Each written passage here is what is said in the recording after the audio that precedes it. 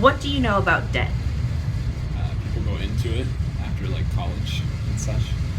Kanye's in it right now. That when you owe money, it's hard to get out of that. Cassie, Debt.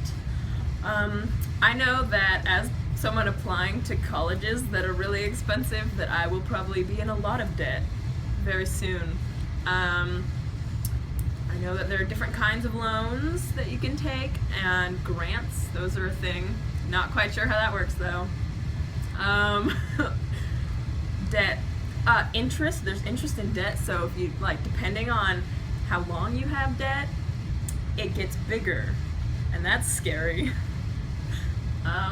That's about What do you it. know about debt?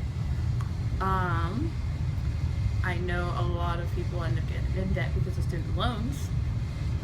And that's mostly where people get in debt, from my understanding, are loans in general. Let's talk about debt, baby. Let's talk about you and me. Let's talk about all the good things and the bad things that may be. Let's talk about debt. Alright, guys. We're gonna talk about debt. There are some good things, and there are some bad things. So debt just means money that that you're borrowing. It's a lot of times it is in a negative light because a lot of people use it badly. Yeah, but it's really just money that you borrow and you need to pay back. Simple as that. Paying back the money though, that can be really difficult for some people. So really it's not something that you should put off. If you have the money, pay it.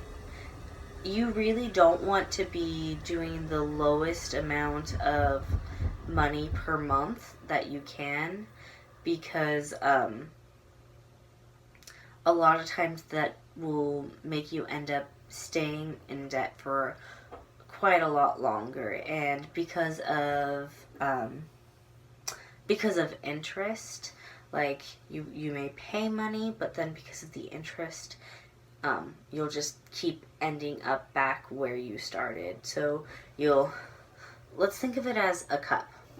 So this is your debt cup. Your debt cup. So it's full, right? You pour a little bit out, and you're like, yeah, I'm doing it. I'm paying debt. But then here comes interest. Boom, boom, boom. And it puts the same amount in. So you feel like you're like doing really well and you're paying off all this debt and it's real good. But you're just, because of interest, you're just getting the same amount. So you're in the same spot. And some people do this for years. And so they keep thinking they're pouring it out and they think they're getting places, but then give them pour back in. So they're getting nowhere. They're not getting anywhere. And it's really sad, honestly. These are really gross M&Ms that are in here. That's what that noise is, just so you know. Those are nasty. But yeah, so pay off as much as you can. Don't do the least amount, because you'll end up getting screwed over. So yeah, we out. Legal slavery by our banking institution would be probably my best explanation. I think it's a cancer, and it's sold like it's candy. I mean, it's crack is really what it is. It's probably the worst thing on the planet.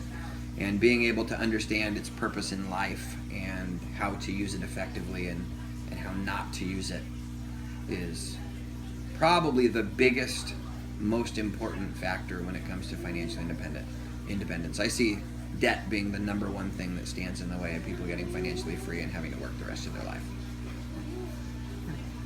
This isn't a question that I asked or that I prepared you with, but how would you, just off the top of your head, how would you explain, like, to get out of debt? Getting out of debt, gosh, it's a loaded question because it really depends on the volume of debt and the volume of income and the types of debts, whether they're revolving or fixed debts, and whether they're fixed or variable interest rates. And there's so many factors also, having to do with your asset base and the market. But generally speaking, so Dave Ramsey has a program called snowballing. Some financial companies call it debt stacking. But that's probably the most effective tool that I've ever found. But addressing it and not using it are the two biggest factors. Just making a decision that debt is dangerous and that it's a tool like any other. I mean, debt's like a loaded firearm. So it can be very, very, very useful if you're focused and you know how to use it correctly. But it can be very, very, very dangerous if you don't have the right experience and or training and or knowledge base. I find that really interesting because whenever I've ever heard about debt or thought about debt, I always thought that debt was something not something that you could use, but something that you get, and I've always heard of it as a very bad thing. And that's great feedback, and I think probably 95% of the world, the way that they use it is a bad thing, but it is a tool wherein you can leverage someone else's money. So when I use debt, I use it to be able to leverage someone else's money so I don't have to utilize my own. So I can make an investment, a major investment in a house, for example, say a $500,000 house, without putting a penny into it, and I can turn it into an $800,000 house and make $300,000 with someone else's money. So when it's used like that, it can be very, very, very beneficial. So in very simple terms, is debt just money that you have to pay back to someone else? Yes. Yeah. Debt is borrowing someone else's money, whether it's an institution or an individual's, and then paying it back at an agreed upon rate and time period, so in agreed upon terms.